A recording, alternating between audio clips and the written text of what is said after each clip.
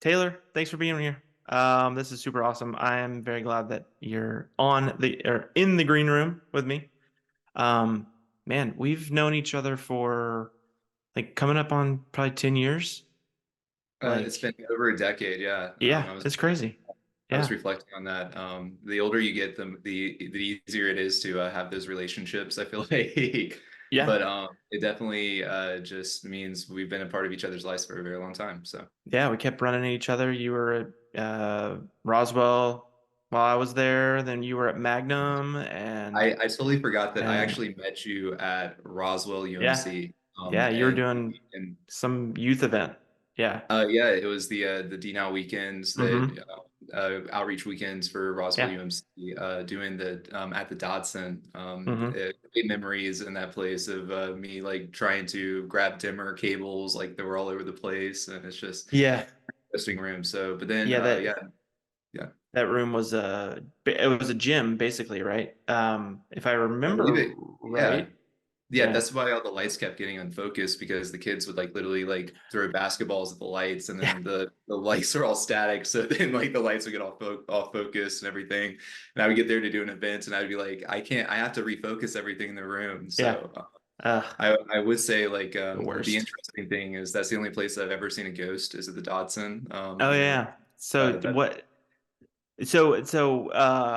it is an old Roswell UMC is like downtown Roswell, Georgia. It's this big old church. And then like their youth center is some like historical house that they bought and turned into like the youth center or something. Yeah, And like so they like bottom auditorium was like a gym and yeah, had like a long yeah. hallway like going down to like Hmm. another rec room and then like the second story of the house was like small Yeah. group rooms and like I didn't attend the church but I definitely spent a lot of late Yeah. nights there. And one night when I was there, I swear I saw a ghost on my way out of there, and I think that was the last time I ever went into the Dotson. I think I'm good. See I'm not ya. going to tell you that ghost story because this is not that podcast. But Nah, it's yeah, no, fine. Roswell is definitely a very historical place in Georgia. So Yeah. yeah, Yeah. Yeah. uh, Yeah, that was the youth center is one thing, but then the auditorium is beautiful. It's like a very traditional Methodist they have like an sanctuary. octagon. Yeah, Yeah, like it's the the octagon. octagon, like Yeah, and the massive pipe organ, which was it's amazing. And they it's still hard have to some that find like plays pipe it. organs. Yeah, like Yeah. that like, at all Yeah. anywhere. It's like in America, like most of them have Yeah. been replaced with like electronic pipe organs with Yeah. like speakers that are just behind Hmm. like things that look like pipe organs. Yeah. So to have one that's functioning and it's historic as well, And an probably. organist to play it. Like, yeah, they're lucky to Yeah, have all that. And it was incredible. Yeah. yeah, you And got to keep the universities, keeping the organ programs going to the universities that's somehow. true, I guess. Yeah, there's actually a couple organs in Atlanta. I mean, there's more than I probably know, but like you get the Tabernacle has one, Roswell Fox has has one. the famous That's Wurlitzer, right. Yeah. Mighty Metal. And then you have Yep. one north of the city. I think there's a Presbyterian church, Peachtree Road Presbyterian, that has like a Okay. beautiful double pipe organ. Believe it or not, so they have Double one. pipe. What's a double pipe They organ? they literally have one that's in the front of their auditorium and they have one in the back of the auditorium. Oh, yeah, yeah, yeah. Mm-hmm. And it's just like they have two, like it's like Yeah. just two pipe organs in one sanctuary, which you would be like, Yeah. "Does one enough? Don't And they're like, no, we just want I that we want extra. another one. I mean, why not? Yeah. Oh yeah. Well, Um, I mean, I just love I would never be able to play it. I can't play the piano. I've failed piano class, literally. These hands don't work together. But that's one of the things, like if I could wake up and just know how to do something, I would want to know how to play the piano. Like, and then the organ. Yeah. Like, The organ's like a completely different beast from oh what yeah. I've heard. I definitely don't even pretend to know how to play organ. I play like Mm, key piano and I play mm, fake. Like, so I just do like chords and everything and then like read mm. sight music for fun just because that's very technical and gives me a Yeah. headache just like reading music. But at the same time, enough about me. The discipline going into organ playing because you have like different knobs that control different Yeah. instruments and then like Yeah. your feet do bass notes at the same Mm-hmm. time as like you're playing like 15 keyboards doing like Uh-huh. it's just it's And amazing then like. pulling out those stops as you're like, I Yeah. need trumpets or I need Yeah, I flutes. need And then this. I like, need this. So yeah. I'm playing. It's Christmas time, so like I'm playing the sleigh bell song. So let me trigger Uh-huh. some sleigh bells with the like Right. the And organ because then yeah. everybody's behind you because you're like, they have like a little screen to see the conductor. Like, I can't even imagine. And that's Um, like we're getting more into like movie organs, like from like the 1920s, where they used to have to mhm. like have an organist during silent Oh movies. yeah. Yeah. So, but That's Atlanta is fun. a fantastic art scene, which I think is why we are so blessed to have like so many good contractors and so many just a Yeah. rich pool of great, great talented Yeah. artists and people that we can collaborate with a lot of times too. So. And a lot of large churches, which I think We probably are a mecca of mega churches. We met at Roswell. that Like, might I be mean, a little sorry, can I blending. say that Just kidding. is that crude? Is that iconoclastic? Maybe cut that one out. It's But just I don't know how to feel about that. I don't know. we are a, central hub for mega churches, Really? especially Yeah, we in really are. America. And Yeah. Dallas is second, I think, to Atlanta. And Okay. Dallas might like actually fist fight me over that one, but Atlanta definitely has one of the largest Yeah. Christian markets in America, and Yeah. it's a fantastic thing for all of us that have plenty of places to go to do ministry, Yeah. really to reach people in a variety of different ways. So. Yeah. How did you get plugged into that kind of stuff? Like, did you grow up, doing lights um or what's sort of your background in getting into the church world slash production world? So I started doing lights at Brookwood High School in Gwinnett County. It was really my starting point at Hmm. the same time as doing plays and musicals and Mm, yeah. being like, one of the only seven guys that wanted to be in the musicals like in True. 2006, right? Like let's rewind the clock to 2006. But I had a really good drama teacher who kind of pushed me into that and was like, hey, like you're Yeah. really good at lighting. And I was like, yeah, I kind of actually really enjoy doing lighting. So let's see what a Cool. career option might look like in the theater world. Oh I wow. didn't have the patience to go through the whole college thing, and the theater world is Okay. really neat college experience. So I got plugged in, like most of us at my local church that I grew up at. So I grew up Okay. at First Snellville, that became Cross Point Church when the Oh, pastor transitioned to a different church. Me and my okay. mom followed him over to the new church, helped him plant that church. And that's where I met my first mentor, a guy named Mike, who really was like, hey, kind of reiterated what my Hmm. drama teacher had said and was like, hey, like you're really good at lights. Like, have you ever thought about doing this as a career? And I was like, yeah, in the theater world, but you can't really make money at it. Like, and I'm not Mm, like, didn't want to like role in it, but I wanted something that was consistent, that was steady, and that it was something that I could pay the bills with, because yeah. that was what my parents wanted for me, really. Like, Sure. any parent would want that for their Right. kids. So Yeah, that's of kind of course. the Hmm. long story short of how I got started in church world. I'd always been, very ministry oriented. Even when I like went to Cross Point, I was serving as a greeter on Sunday mornings at the Mm, church, and was yeah, like very cool. active as far as volunteering, like volunteered in the youth band, that kind of stuff. So naturally, I always have had an affinity for ministry, and then the lighting production side combines the ministry side when you come into a church and you step into a church production role. Hmm. So it's like a natural fit for me as a church kid who's, been a Christian pretty much my whole Yeah. entire life to No, just I get that. naturally, Yeah.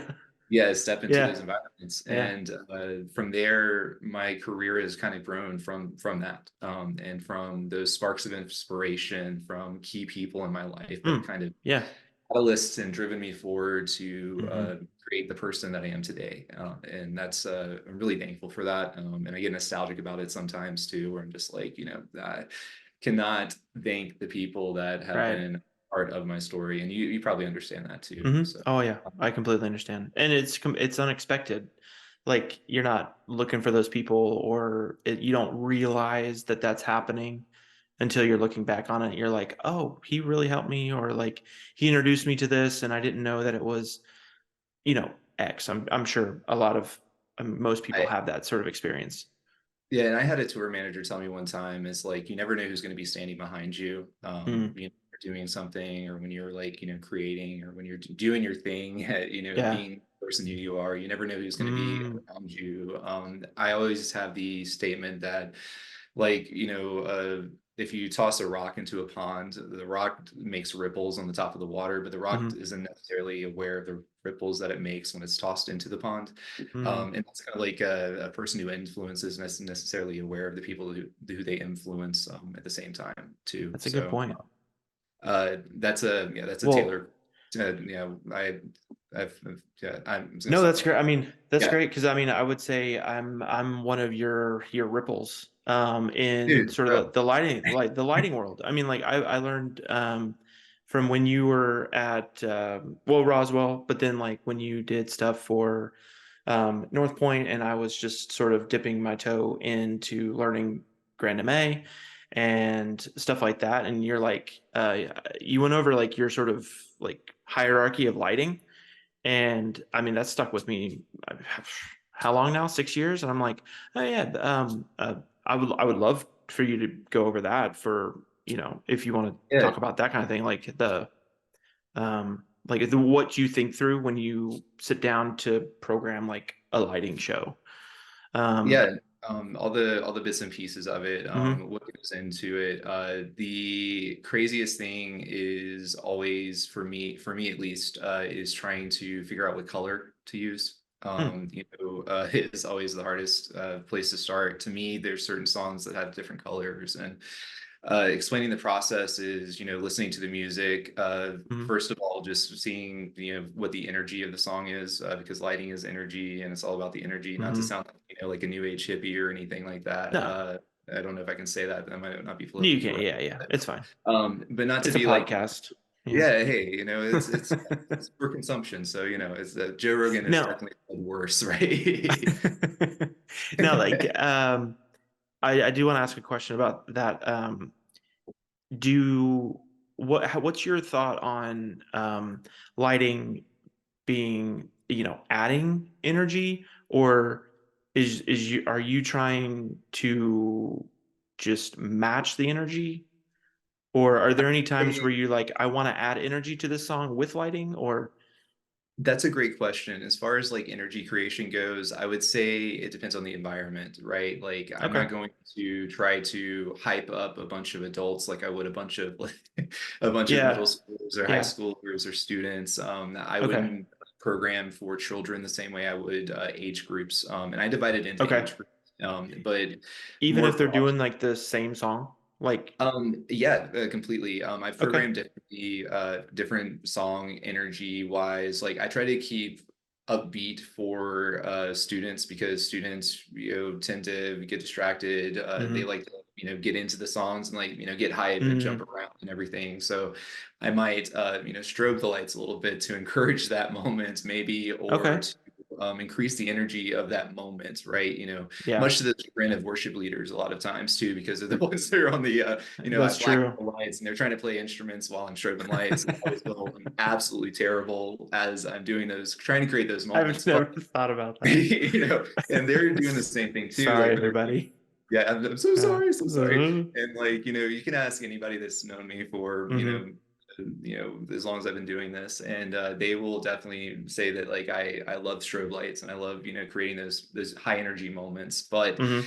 I step back into what we would call at North Point an SPD environment, which is our adult programming environment, Yeah. and we approach that from a different perspective of a newcomer, like Mhm. first time visitor who's coming into Right. that environment, and Yeah. we're trying to create a nice safe space that might be for some people of the first time they've been to church in Yeah. uh, a decade. It could be the first time they've ever stepped into a church. They Sure. could be from a different faith, a different religion, and they could Yeah. and this is how we're setting the stage and the foundation for the rest of their faith.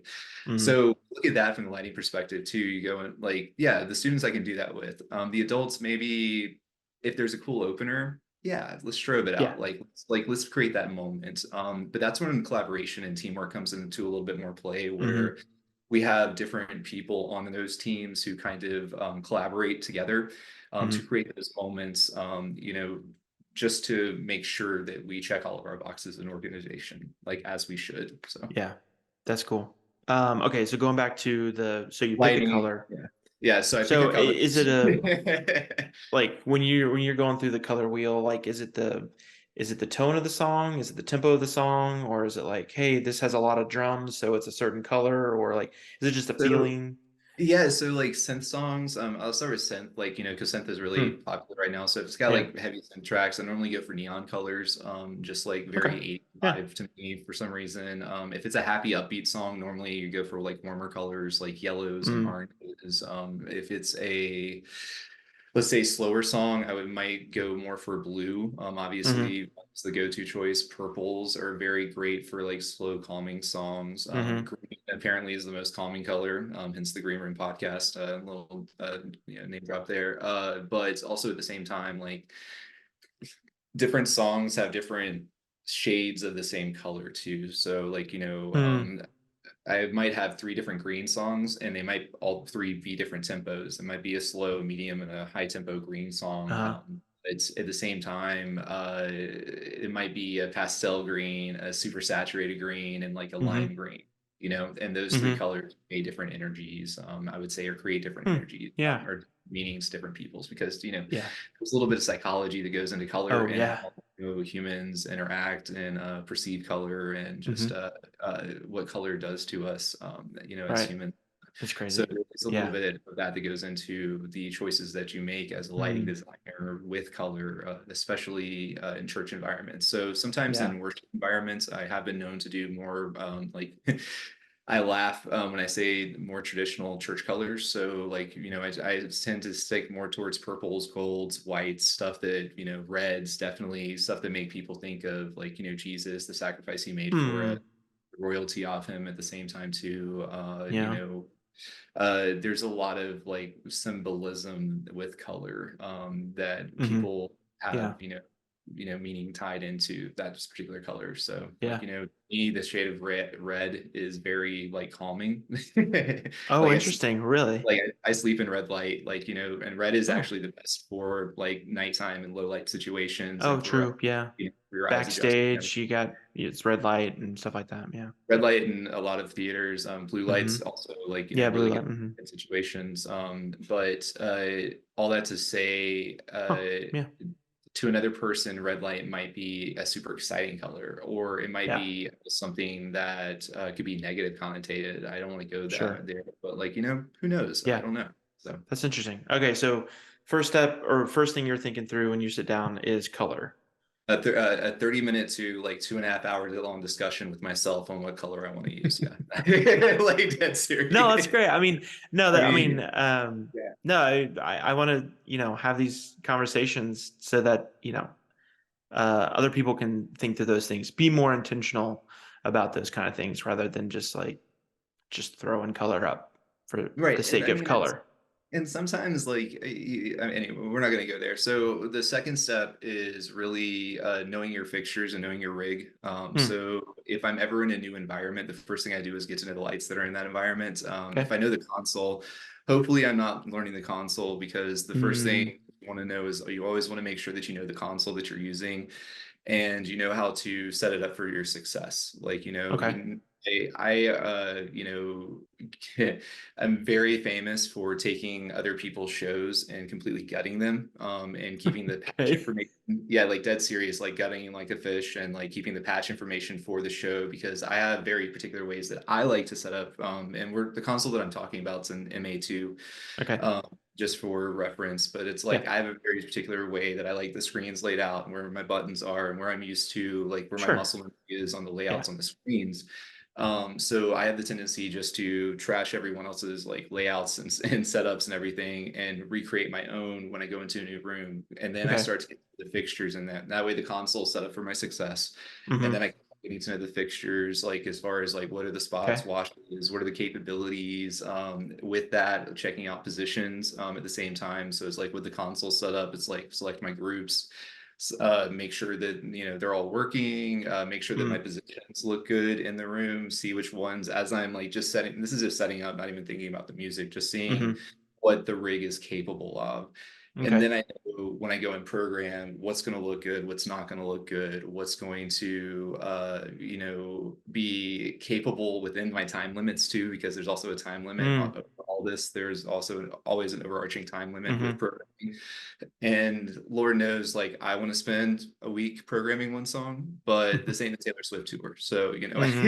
I Right. just, and eventually, a couple of my audio friends are always like, always bugging me because there's like at a certain point, like you have to be done. Like, they're like, "There's no Right. way, like Like Taylor, yeah, you looked at that transition for 15 to 20 minutes now. Like you have to be done with this. Like, yeah. so just going through that process though of first like knowing what color choice and what color direction you want to go with the service, which I credit people by name in this in a good positive way.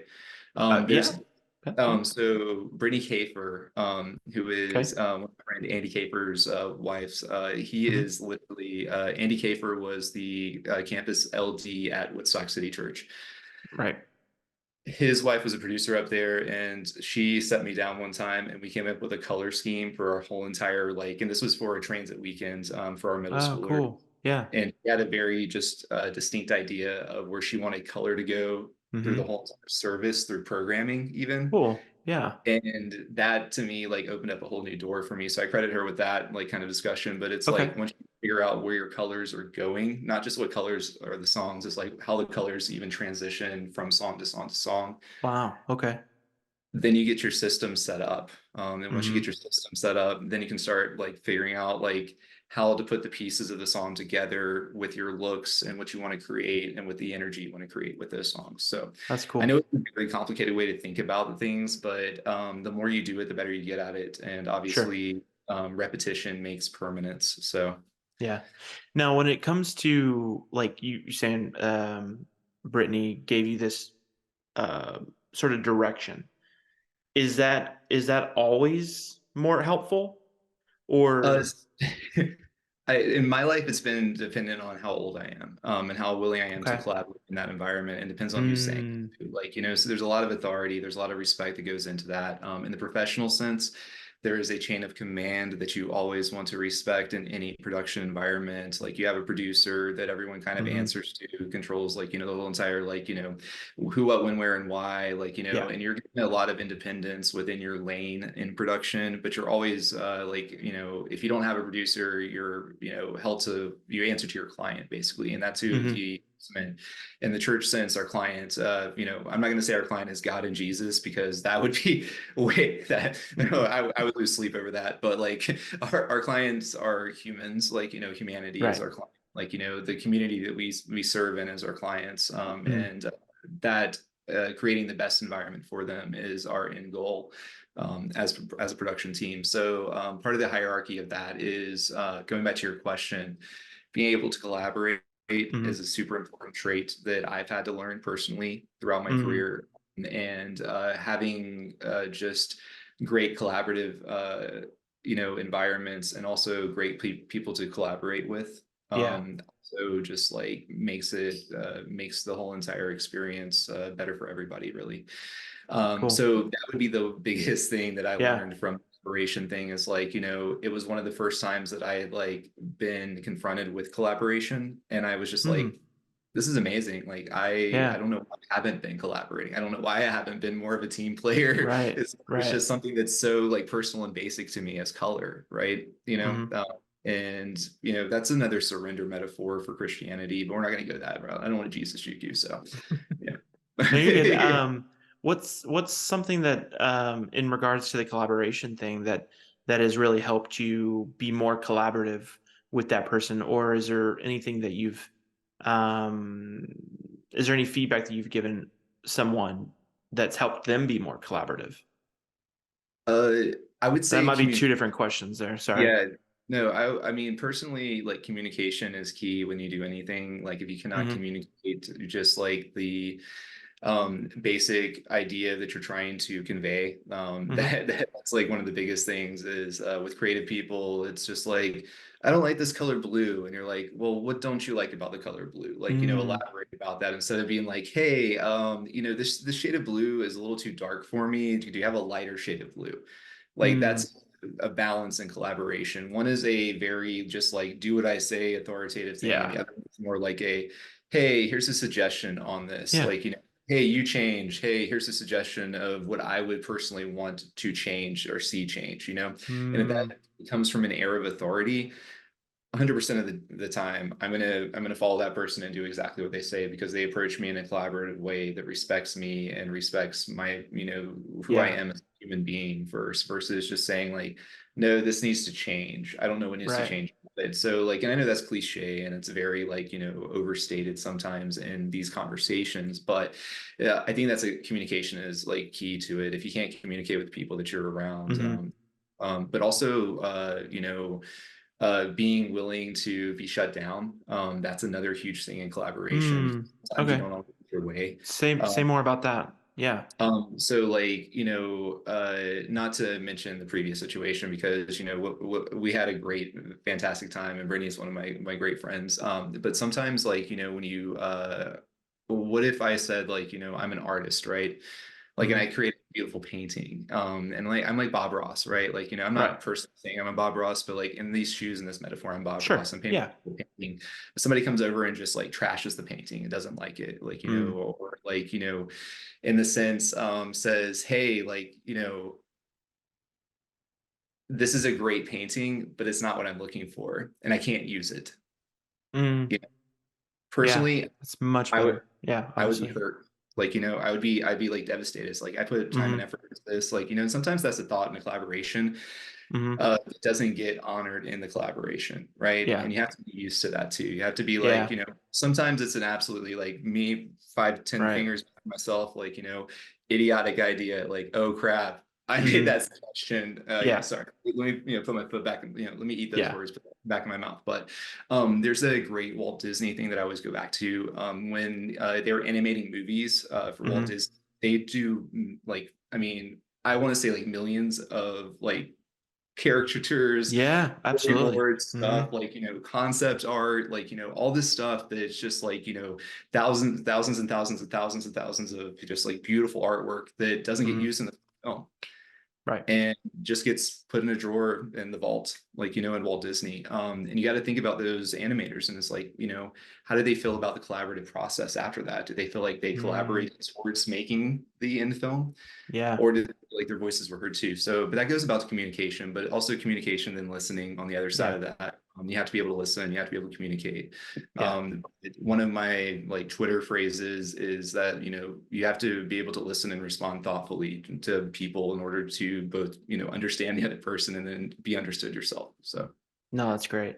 Well, and I think it's also for the person giving that feedback to be respectful to you and to the time and effort, even if they can't use it. Like, hey, this isn't what we were going for. I can't really use it. But I'd like to work with you on getting it to where we want. Like, have you had any experiences where you've gotten that feedback and then like you were able to get a product that they were, I mean, probably not because like you put out amazing stuff the first time. So, I'm you kidding. want to say that you like stand behind your finished product all the Yeah. time. Yeah. But there have been like other times where it's just like, you may not be able to see it from that angle. Mm, I don't want to name drop anything, but there's a, Gwinnett Church pastor that always, has this whole viewfinder series where it's like, lens shift and perspective shifts, it's mm-hmm, like that collaboration, you check out of that perspective shift when you refuse to collaborate. You mm, don't get to look at the view from another person's angle, mm, and sometimes that view is like completely life changing to you, but until you step into that person's shoes you yeah. can't you know you can't click your viewfinder over to that new perspective. So Mm, yeah. that's really good.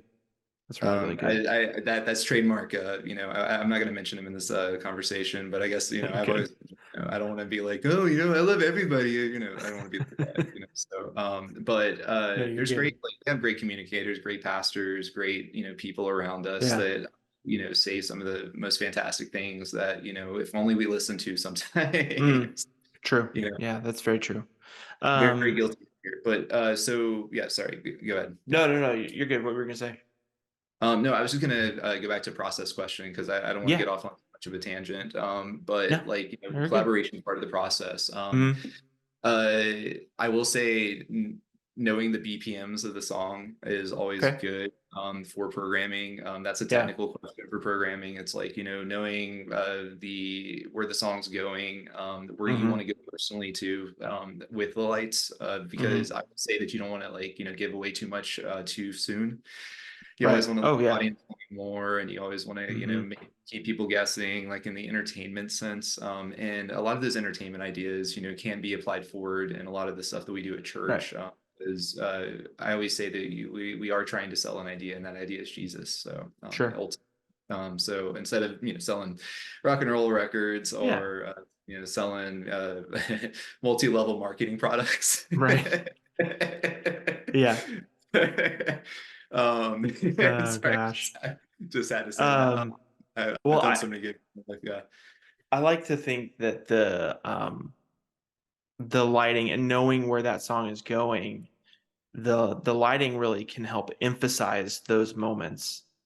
If it's a down moment, if it's an up moment, if it's a, you suck all the lights out and then like really Solo, emphasize it, something like that. yeah, like a Like, solo with guitar or keys or yeah, something like that. Like, yeah. I feel like that's what the lighting is best at is in my opinion, instead of really adding the energy, unless it's for students or something like that, but like it's to emphasize instead of add to, I feel. And Um, that's a very theatrical way of looking at it too. Like, mm, you can blend lots of different lighting styles together too. And I think that goes back to what I said about like, going all out for a rock and roll opener, sure. but like, maybe Yeah. adding enhancing moments for worship. Like, Yeah. Well, and there's maybe I different. should specify that for worship music, Yeah. Okay. the lighting is to emphasize. But that's like I said, that's my I opinion. I I would 100% agree with that. And a lot of that emphasis can be done with color, more than Mm, movement sometimes too, which is actually something mm, yeah. the older, I guess, a little bit older version of myself has come to the realization of is like you can be a lot more effective with color and slow movement Oh sometimes than you yeah. can be with like, strobing and just over the top, like Joe, Sure. Jude, lights, lights, lights, lights, lights, Yeah. and a lot of that stuff is great and it's super technical and it's very Hmm. impressive. But also at the same time, it's like, what's the vibe that we're going for here? Like, Yeah. it's environmental. I keep going back to the word environment because that's a word we use a lot in Yeah. deployment. Yeah, it is. Yeah. So, but at the same time, like, just knowing your audience would be the more Hmm. broad general sense that I Hmm. was going to. So. So now, even to take that a step further, rather than like students versus adults, do you take that same approach versus like a non-denominational church and then like a Presbyterian church or a Methodist church? Like, are there Um, differences in that? Because I've I've not been out in the contract world like you have, so Oh my um, gosh, I'm shaking my head just about like I've introduced denominations to hazers for the first time. There's certain denominations. One of my students has introduced his church to a blue cross. Not like the Blue Cross Blue Shield, but trademark them, but like has introduced them to the color blue lit up on a cross, like, oh so wow, so um just adding color to the sanctuary or their whatever the it worship center or whatever we're calling it now. we can call it Um, the main meeting central meeting location for the services, the service location, because it's right, like, yeah, yeah, you're absolutely right. It's we call it an auditorium in right, North yeah, McLean. yeah. So it's like, it's where we have the whatever you want to call it. So but yeah, so just adding a blue light in that space really freaked out a lot of the regular attenders at that church. Like And freaked out, like they're like, yeah, like he not cool, kind just of. one he was only able to get away with it one time. Okay, Um, well, with him, we were able to get away with the same thing, flying a drone inside a Mercedes-Benz stadium one time. okay, And then you get away with it, and then they were just like, "Hey, you probably shouldn't do that again." And you're like, "Yeah, we probably shouldn't do that." So, but yeah, yeah, we're just okay, but yeah, it's like one of those you run into so many I call it, and I hate to talk about like things that I've labeled, but like the personalization paradox of Christianity is that Christianity is a very personal religion. We have hmm, very different sects that fit into the vibe, is to use a millennial premillennial term, but it's like for me, whatever the vibe of how you vibe with Jesus, really, like how you experience God, how you Mm-hmm. experience Jesus. It's different from me. It's different from you, even Mm-hmm. from my parents. It's different from their parents. Mm-hmm.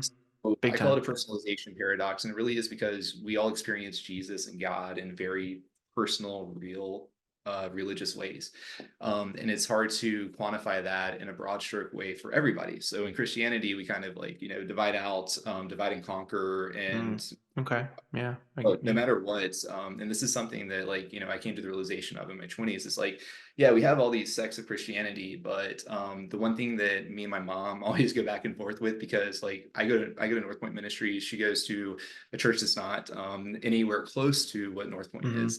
Same. Um, Yeah. yeah, but she looks at it and she goes, but I know who the pastors and the communicators are. Mm-hmm. And I know that God, Jesus, and the Holy Spirit are the center of it. And if those three things are the truth, then Mm-hmm. how can I go against any of those other ministries or denominations, or how can I judge you for going to a different church? Or Right. if anything, I should be supporting you going to church, because you are going to church, Yeah. you are experiencing God in your own personal way. And I have seen God, Jesus, and the Holy Spirit work in your life. So those are all the center of the church you're going to. So more power to you. If that Yeah. was works for you, if it's Church of Christ, if it's United Methodist, if it's Baptist, if it's whatever works for you. And I hate to sound like very ecumenical about that, but it's just in this day and age, like we don't want to force you through a cookie cutter, especially when it comes to faith and religion. Mm-hmm. True.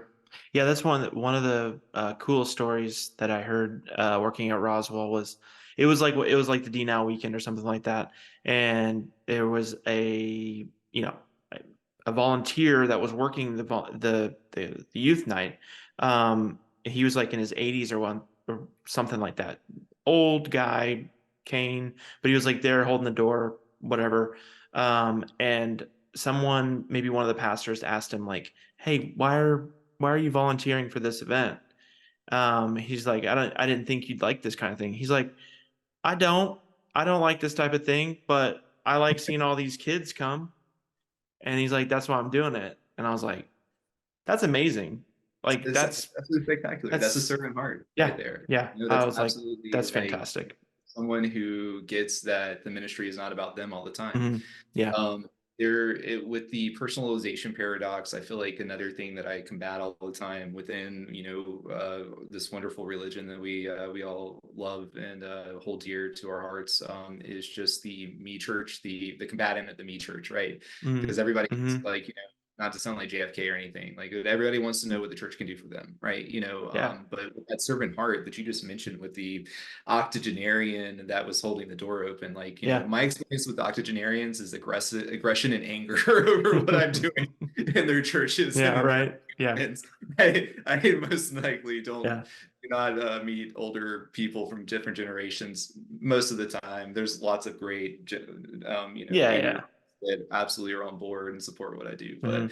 most of the time it is a lot of anger and aggression from such a Like lights are unlikely in my crowd. eyes. Right?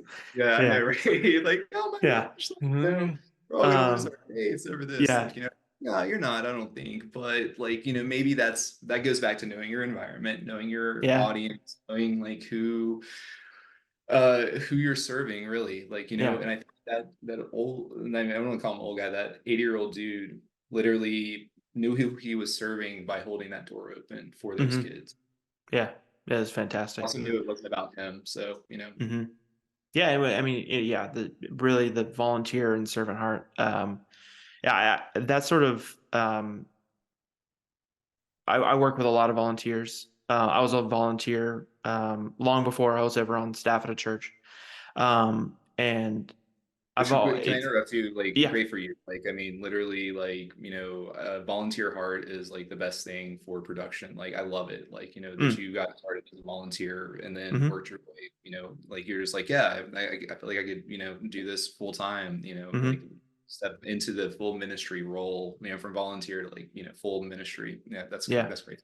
Sorry, not to No, interrupt you. no, no, you're good. I was just gonna say, I feel like that is one way to make that church feel like your church is to get into some sort of volunteer role. I feel like the whole volunteer culture has been sort of sidelined a little bit with, current church drama and stuff like that. But I think it's super important for your faith and just you as a person. I think it's yeah. Yeah. And if it's in production, great. Would love to have you. I need more camera ops. I need more Let's go. stage Let's go. people. Yeah. You Hey, know, lighting volunteers, like, come on, yeah, advertising for absolutely. it. Yes. Yes. Dustin would be remiss if we didn't mention audio people. We need some audio guys too, Yes, I need some monitor. I need some monitor Yeah, we guys. need some Yeah. monitor engineers Hmm. too. Yeah. If you want to come to Hamilton Mill Church, Hamilton Mill's Yeah. fantastic.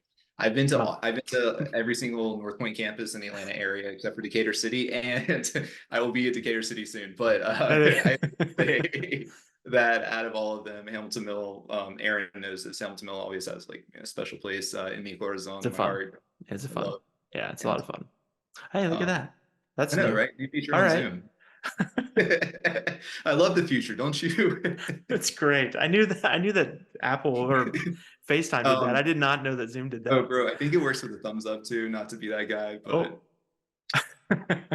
then if I have that's an idea, I feel amazing. like I can do like, I have an idea. Oh, No, no. okay. Okay. They're working Uh, on the thought. The thought bubble will be coming that's next Zoom. amazing. We'll be getting the thought bubble. So Oh my gosh, I did not know it did that. All right. Well, now it's going to be online forever. that's Uh, amazing. I love posterity yeah. recordings. That's why I Hmm. decked out I said decked my That's office amazing. with It looks them great. like in a Christmas tree, so Yes. we don't have to talk Yeah. about that. No, So you're good. unprofessional or Uh, something Zoom background on a Zoom call. I love it. I was just not expecting just hearts. Just anyway. We're just like just fluttering out, like, it's just like Whew. it's magic. It really is. Like it's I feel like I should do like a hand clap. There's a hand clap. Does it? No, I Okay, don't know why no, they would okay. just do hearts and the thumbs up. Like that's so random. Don't let me get you off on an ADHD tangent. Slash, I'm trying to make sure that my pit stains aren't showing up like I'm sweating. But No, it's all no, good. I'm enjoying this conversation. So, Good. no, you started out as a volunteer. I Hmm. would say I started out as a volunteer, high school volunteer that got plugged in as a Hmm. college Yeah. volunteer, and came back as a lowly paid ministry person. But like that's been part of my story. Like Yeah. when after I grew up at Cross Point, I went to Seneca, South Carolina, and worked for a church in Seneca. Then took a break from church for a while, just Okay. because for a while because it just wasn't it to me. I was in a season of life, and I was like 21 when this happened, so like I was really like young and just like in the Yeah. college age. It's like I don't know, like I became Yeah. a Barna NONE nun. I became a nun, a non-affiliated Oh, Christian okay. for I gotcha. about about 6 months of my Hmm. life, and Yeah. then wandered into Brownsbridge one Sunday morning, just looking like a lost sheep, and got adopted into the fold up there, It's cool. just through happenstance. So that's how I got started in North Point, in general, or North Point Hmm. Ministry, as we call it. Yeah. But really through that, no matter what I've done, there's always been like, every single Sunday, yeah, and you understand this because you've been the Yeah. same. Every single Yeah. Sunday, we've both been like, Hmm. working hard towards just creating, the best Yeah. environments and for the people that attend them. So So, through lighting, yeah, whatever production element. So yeah, sorry to interrupt. yeah, you get it. So coming when you came back, got adopted by Brownsbridge. How did you start get on tour, or how'd you get plugged in at Roswell? I mean, So because you're all over the city. Like you are hard I to pin down literally, for dates. yeah, most of the time, like when people see my disheveled hair and everything like that, like I normally like, I sometimes just like reel at just how all over the place that I have been. I've settled down recently as of late. Okay. I'm getting older, Aaron. I don't have the energy of a 20-year-old anymore. I get, like, but I look at it and I say that I got connected through my first tour through Brownsbridge, believe it or not, which is super Okay. rare. Just don't get your hopes up. Anybody that's listening or watching, like that's going to happen to you. It's almost like, somebody, once again, I was doing a good job, which you should always do a good job. Yeah. And I had somebody that stood behind me that was just like, bro, like you're, really good at this, and I feel like you'd be Mm. really great, and I have an opportunity that I want to give you. And I was just like, cool. And it wasn't a grooming opportunity either, so it was fantastic, completely healthy. Sorry, I just had to throw that in there. So just completely healthy, just opportunity. And I was like 20, like I said, I was 21 years old at the time, about Wow. to turn 22. And to me, it was like the next logical step in my career. Mm. Okay. And even though I had to step away, like the most, like the heartbreaking part about that was me stepping away from Brownsbridge and North Point and Buckhead Church at the time, because Hmm. by the time that I got offered the tour, I started at Brownsbridge.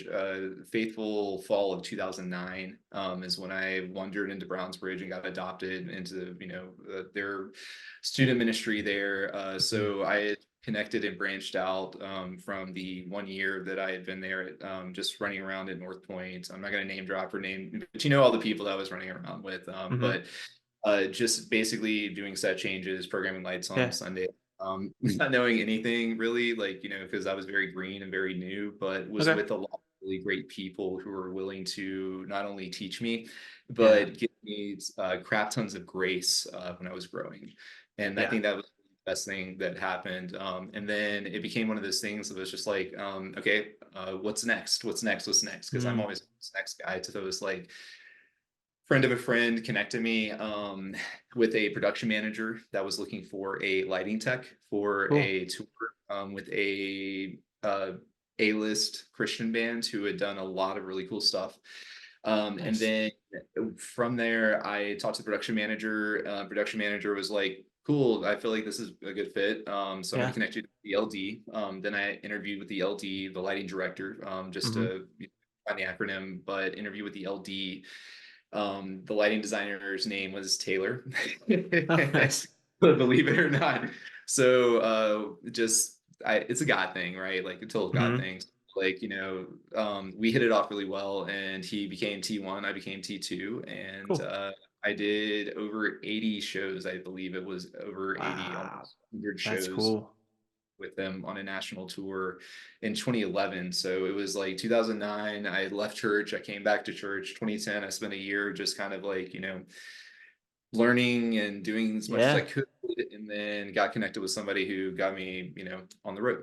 So, and it was kind of crazy. But then once again, the sad part about that is that I then had to call like the U's Yeah. who my bosses at all the campuses and be like, hey, Uh, so this is the opportunity that I have. And you always want right. to start off with that. You never want to be like, oh, screw you guys. Like, I got something better. Like, double birds up on both hands, like Right. getting out of here. Like, you always want to be like, hey, look, I have this amazing, life-changing, career-building, learning, growth opportunity Hmm. that I want to Yeah. pursue. And I really just like, I know that you're gonna want like me to pursue it. It sucks because I'm having to step away from you, Hmm. but ultimately it's better for me from what, like, trajectory wise, what I need and what I have going on in my life. Hmm. And Yeah. it's tough, it's a difficult conversation, but really at the end of the day, it's always a conversation. Yeah. Going back to communication being one of the core Right. tenets, good collaboration. But yeah, it's always a conversation. How does the tour world compare to Sunday to Sunday church production world? Uh, it's a lot like having a church plant. A lot of times, Mm. Oh think yeah. about like Hmm. what goes into like getting a church plant set up. A lot of it is same lights, same systems, just Hmm. mobile systems, really. The great Okay. thing about a church environment is you have lots of static fixtures that you may change around inside of your environment, but they Hmm. don't get packed up into a road case, get thrown into the back of a semi truck, and then get carted halfway around the country, Hmm. and then get unboxed by people that you don't know each and every day. Hmm. Yeah. Then having to be like, hey, please don't break this light because I only have two extra ones. And if you break this light, like I'm not gonna have I'm not gonna have like an extra light to replace it with. So Uh-huh. please he's extra nice. And then the Christian caveat of that is that Mm. when you're on Christian tour, you half your venues are churches, like mega churches around America. Oh, Like, okay. so you're walking into great, like one of the churches we were at, it was in Carmel, Indiana, was modeled after, I think it was Celine Dion's Las Vegas theater, right? Dead serious, like one of the most Okay. bombed sanctuaries, like auditoriums that I've ever been in, like 3 stories, looked like the Kodak Theater, like you could host the Oscars in this thing. That's how massive this Wow. place was. And that was a great tour experience. But caveat, all of my labor were church volunteers. Mm. The double caveat was they do those big shows all the time there, so they were kind of more set up and more Okay. like knowledgeable about like what a light was, so it was a little less teaching them and a little more like hey, this is the big Okay. picture. But that's That's always cool. like the connecting thing is like sometimes when you're on Christian tours you go to churches, sometimes you connect with other Mm-hmm. Christians. When you're not a Christian and you're just out on normal tour, there's a lot of camaraderie on tours that kind of the kind of camaraderie that kind of matches green room camaraderie or band camaraderie or Mm-hmm. like just production team camaraderie. There's a lot of teamwork. Yeah. Um, and churches are traditionally incredibly tight knit.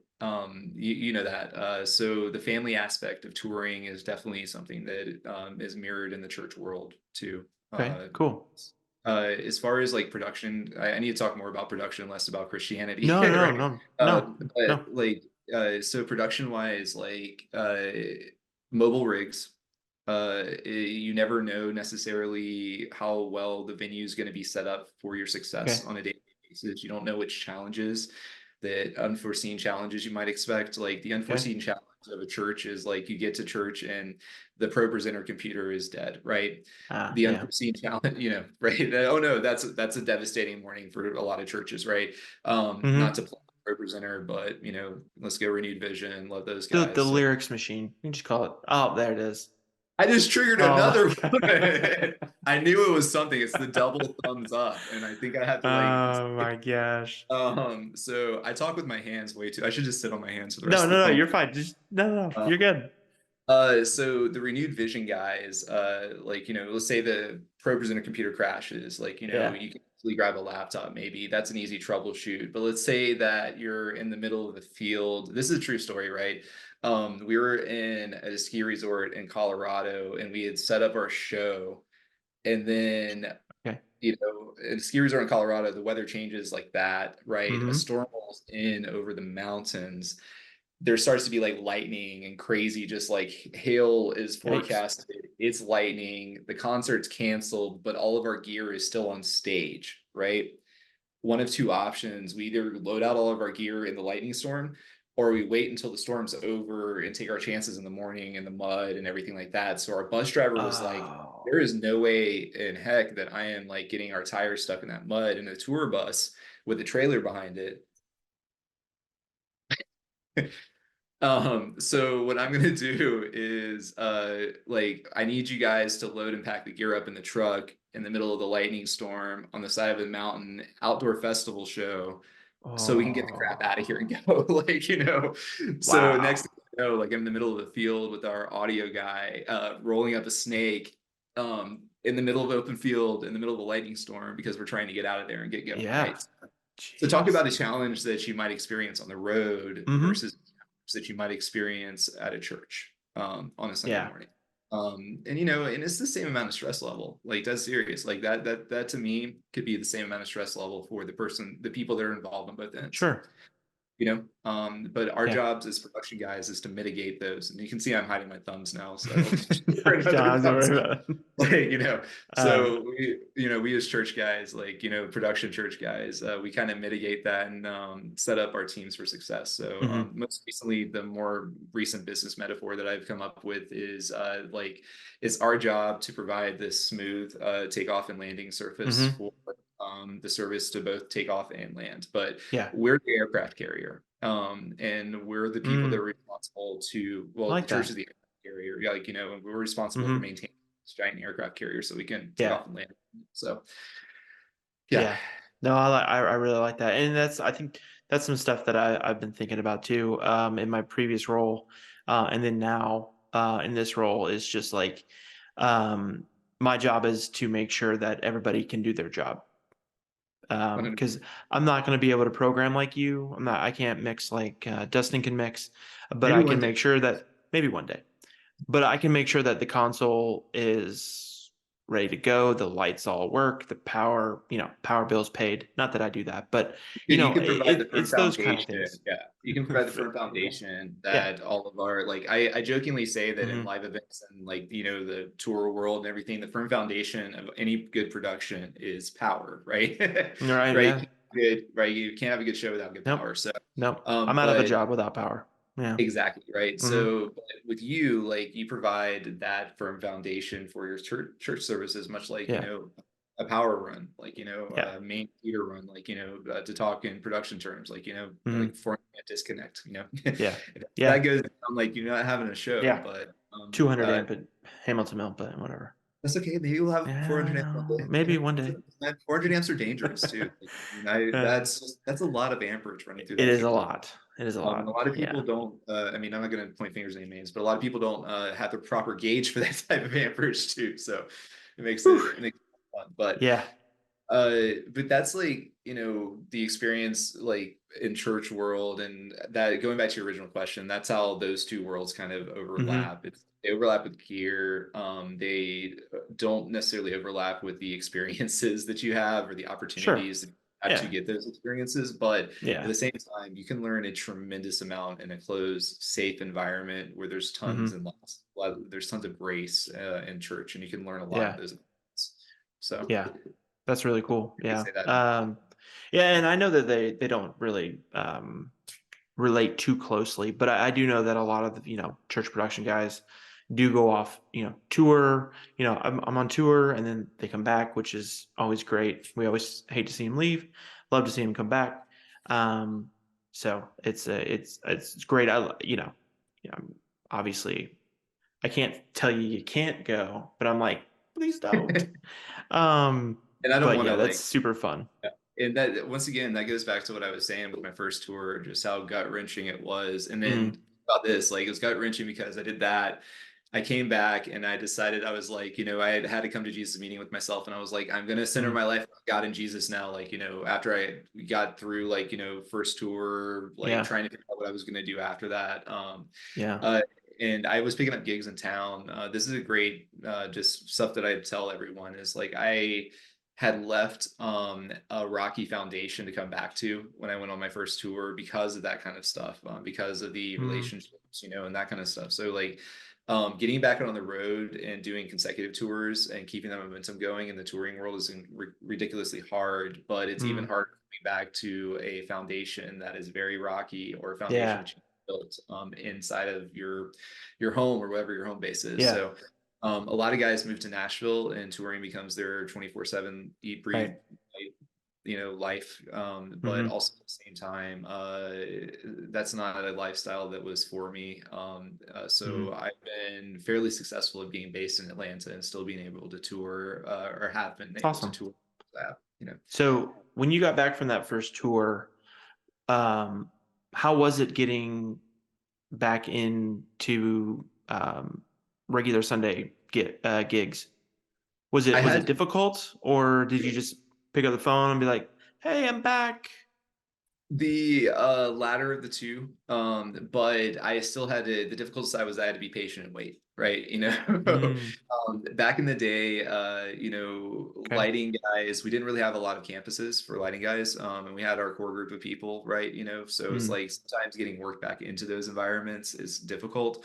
mm, However, the caveat and the stuff that I always put before I went out on the yeah. road was, hey, let me know when you do your next booking, like let me know when you need help, like here are my dates, like here, like I try to be as transparent as possible. It goes Yeah. back to communication being key for success, but you try to be Mhm. as transparent as possible. That Okay. way when you leave, you always can come back and say, like, a month ahead of time, going like, hey, I'm about to be back in town for 3 months, like, Mm, what's going on. And but there's also like the opportunity or the chance that they're not going to like say, hey, we found somebody in the interim time that actually replaced you, so we don't need you Sure. back, you know.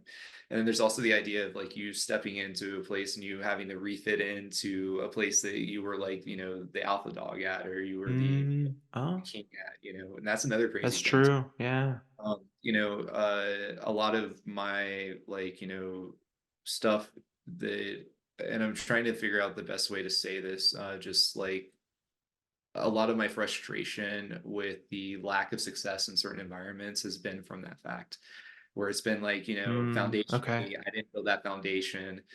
I left and went and got experience. I came back Hmm. with experience expecting, because I had the experience expecting to actually be able to step back into those environments and be successful, not Gotcha. knowing that the people that were part of that, you they moved on like in the Right. 6 months to a year that I was gone. Plus, talk about headaches and stress on some people with not knowing whether or not I was going to be around. Like, there's a famous story where I used to fly back to Woodstock City Services for Inside Out, right?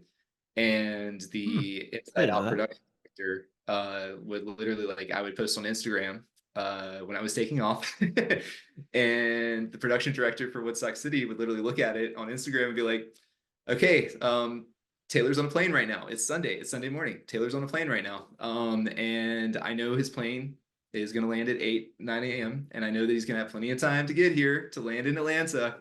But I know I can see, Yeah. I can see it in your face right now. You're just like, oh my It's God, like tough. Yeah. it's tough, right? And then Yeah. you look, you go like, I want Taylor there, but that stress, might not be what they want. And, no matter how Yeah. much you're connected to that environment. But I would still like, do that kind of stuff because I believed in North Point so much too. That would just humble brag on myself Dang. for a little bit. But like No, I I'm agree. very firm believer in that. But I was Yeah. very thankful to have a leader that would allow me to do that too. Because it's a two-way street. Yeah. That's crazy. Yeah, I mean, I definitely like seeing all those little green check marks in pro or in planning center You on don't want to say Thursday the yellow, before. yeah, Yeah, the yellow question man. mark. No, but that goes Dang. back to like consistency and how consistent can you be when you leave for 2 to 3 months at a Hmm. time, right? Like, so Yeah. after my like third or fourth time, kind of like not doing that, but like, of realizing that because I'm hard headed. Like, one thing you should know about me is like, I'm slightly crazy because I do production and you have to be slightly crazy to do production. But the second thing is like, I just like 4 or 5 times before I had to learn that lesson. I learned it the hard way with a lot of different companies with different people. Mm-hmm. A lot of my encouragement, and even when I mentor kids or students and that kind of stuff, Hmm. they always encourage them to avoid the pitfalls and mistakes that I've made personally in my career. Hmm. Just as far as like learning stuff and like Yeah. and through that learning. But I wouldn't trade my experience for the world because like once again, learning experiences Yeah. hands for that. But I think I answered your question on that one. I Yeah. No, that's believe. great. I Um, think that sort of leads into another question I had with going back to like you were saying, like the potential like changes, like maybe you're no longer the alpha dog, that kind of thing. How much I'm always curious because I'm always on this side of being a staff member at a church. How much does um, the staff changes or staff dynamic affect you, contractors, um, as things go? Because I know like staffing at churches is, big conversation, always has, not maybe not always has been, but it's been. Um, and just with staffing changes, how does that affect you and your livelihood, I guess, frankly? for a lot of people, I feel like they're a little bit more tied to it, and I definitely have been tied to that uncertainty. To use a great 2024 going into 2024 word, Hmm. uh, and it's difficult. It really is. Like it's Okay. absolutely challenging. It takes a lot of discipline on your part. It takes a lot of just managing your time, your money, your relationships. It takes a lot of networking. Mm-hmm. A lot of people, it's political and it's exhausting. But Mm-hmm. uh, That's all what happens when something as easy as the leader of the environment gets replaced, or Right. the leader of the environment steps away, or heaven forbid, like the youth pastor has to go step down to go do another job that's something, great or even better for that person. Like good for them. Mm-hmm. Um, a lot of times in the church world, I don't want to go negative, but like we have to deal with the negative side of like, poor choices that leaders make sometimes in their Yeah. leadership, Yeah. so um but ultimately, like, I hate to once again Jesus juke you, but like, you got to trust God through the transition in those situations, right? Like, ultimately Cool. Yeah. ministerially, you got to trust God to take God out of the situation just for practical uses, right? Like for non-Christian people that don't believe in God, it's like Yeah. you have to be able to take a step back from the situation to discern. And I don't know if I wanted to do that because I lost my train of thought completely when I went there. So maybe God doesn't want me to go down that path. This is a church You're podcast. like, Like we're not I taking could God out of this. I could be a Christian like if you want to, but like for somebody that doesn't believe in like the divinity and the God way, the universe, then like what's the universe trying to tell you in that regard? So, but I forgot your Mhm. question. What was the question again? My No, apologies. how does staff changes and like so Oh, like LD at this or the lighting yeah. director at this church So left. to take Um, God, yeah, to take God out of it in the business world when that happens, like, you can't control who your boss is. Sometimes your boss is going to be better. Sometimes your mm, boss is going to be worse.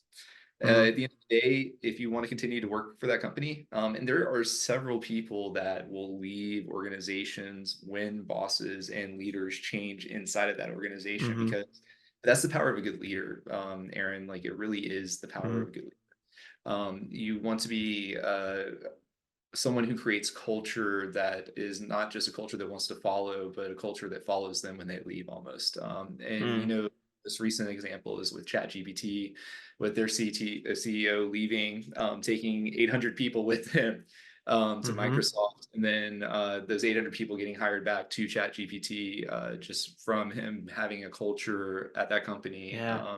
No matter who that person is, it Right. could be a despotic cult leader. You never know who that person may be. Sure. But at the same time, that's the kind of leadership culture that you want as a good leader. In the Christian sense, like you want to trust God in that situation. You want to Mm-hmm, be able to say, hey, like I'm going to pray for this person because they may not know what they're stepping mm-hmm, into. They may have a complete different idea of how they want to operate, run the environment. mm-hmm.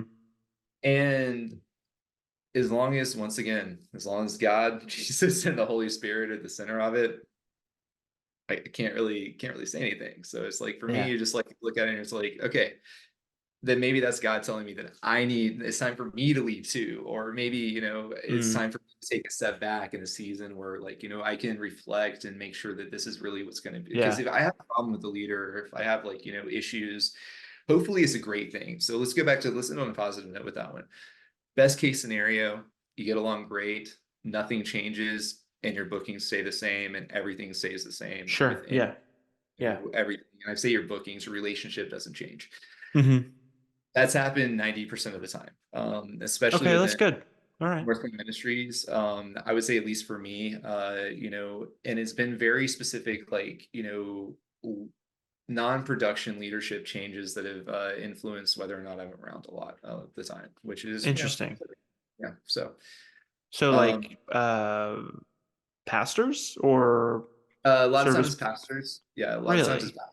Yeah, Okay. they're like, maybe elders of the churches or pastors has been my biggest, encounter with, reasons why. It may be Okay. communicated to other people, but I always know where the source is. R- Unfortunately, I know that sounds like kind of Read paranoid. between the lines kind of thing. Like, Yeah, you can yeah. in a lot of situations kind of see where Yeah. the actual, source of where the information's coming from versus Mm. like just reading things at face value. But don't do that too. Like that sounds, don't do that too much No, because I know what you mean. you can get down onto a path that you don't need to be on and like all that kinds of good stuff. So, I mean, that's are there, um, I lost my track. I mean, I had a sorry. And I'm little sweating. inkling of a question. Oh, dang. You're good. Literally like I'm hype right now. So Okay, that's good. yeah, like really hype. It's Um, fun. I got my question was like, so with like the non-production people, oh man, there you go. That's how Um, hype I am, Aaron, right there you there. go. So that's how excited I am for your interview. That's So amazing. I love it, dude. It's The fantastic. and maybe we should say people just listening to the podcast and not seeing this on anywhere Oh, else. good. Yeah, I just please don't. This is not going to be a video. I mean, No, there we is, but I'm saying if you're just listening to this on audio, Zoom has, I guess, emojis that come up if you have do certain hand gestures. So that's what happens oh every yeah. now and Oh, then. for the Yeah. podcast, because they don't know what I'm Yeah. doing when I'm laughing. Whenever No, I'm no, like, no. going like, I'm gonna hide my thumbs now. Yeah. Right. So yeah, it's just because Zoom keeps, with my Mhm. reaction. So Yeah. I also feel like the podcast should know that I have incredibly, deep pit stains, just full candid, full Yeah, vulnerability you're good. right now. So yeah, I'm sweating like crazy. So it's fantastic. Um, so going back to the like finding out like it's the non-production people that are like, hey, they're giving you this information, but you're like, I know we're good, so it's somebody else. Right. Is that like the elders wanting potentially? And I know we're just sort of speculating, but like, are Yeah. they going in a different direction, or are they like, Yeah, and we know it of another guy that we want, It or depends on the people, and sometimes you know that situation, and sometimes you don't. Mhm. Most recently, I was talking to one of my students today, and he was trying to figure out why at 18 years old, why the girl didn't like want a second date with him afterwards. And Mm, I was just like, sometimes like you're 18, dude, like sometimes just doesn't work out, and like you're dating for practice, like and sometimes it just doesn't work out, like yeah, so for that kind of thing, you look at it and you go like, am I the immature one in the situation, or there's something wrong with me? But you never want to do mm, that, because that can be very negative and you can spiral out of hmm control with your thought. oh But yeah, what you can do is you can go like, um, did I fruitfully pray for this? And is this a fruit of my prayer? And if it is a mm, fruit of my prayer, then this is actually a good thing. It's from God, and I need to just move on and be good mm, and happy. yeah, And I think it's a really good mindset to get into when you don't get your way. mm, And it goes into being a good winner, but also being a sore winner is just as bad as being a sore loser. So you got to be able to win gracefully and lose gracefully, mm. fail as well as you succeed, more than anything. So. Man, all kinds of proverbs out of you today. That's great.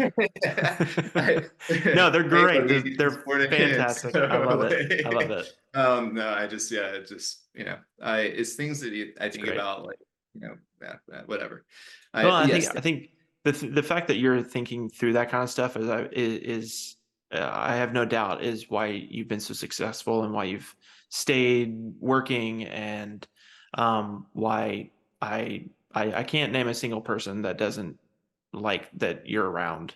Um, and I always know I enjoy seeing you, and I just want to thank you again so much for coming on the podcast. I think it's been great, and um, lots of stuff to think about and to work on with my budding lighting career at Hamilton Mill. I don't know how much we talked about lighting. Oh, we Yeah, talked about it a lot. No, like, you're good. but like but it's like it's church based, so and I also don't want to take up. I always like to have the whole like I don't want to take up too much of your time. So, No, um, you're good. yeah. But any It's other a lighting questions?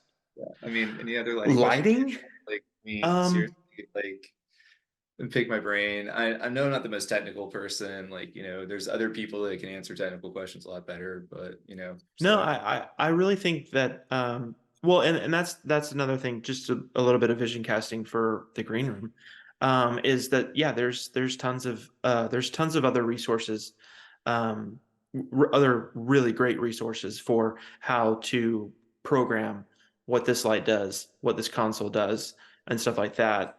But I really just want to talk about just production and why we do what we do and just more about production and service programming and talk about that kind of aspect. So getting into the philosophy of color, that's great. Let's go all day. That kind of stuff because it's fascinating. I think, and I think if you're a nerd like me, it's fascinating too.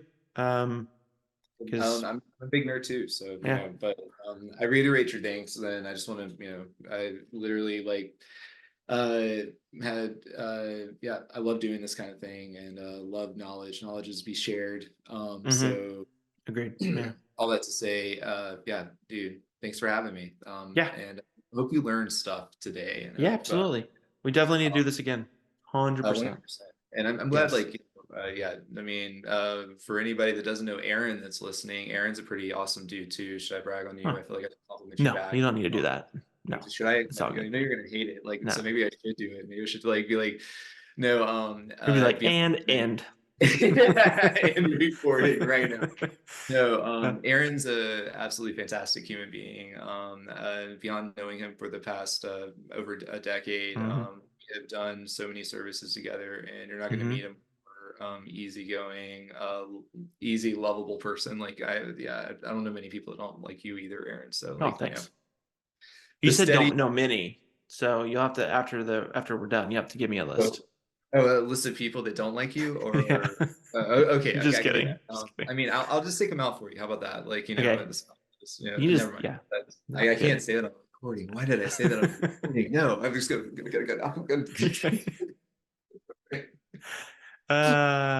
Yeah, we definitely should both end with a thumbs up on on the recording. So You want then to we'll do the sign double off. fireworks Yeah, one? the double Okay, thumbs up. Here you go. Double thumbs up. thumbs up. Okay, I think Come we have to on. release it. Yeah, look excited. Maybe you don't have a turn. Look excited. You got to look excited. It's not Yeah. doing it. All right. Thanks, Taylor. Thanks, This is Aaron. great.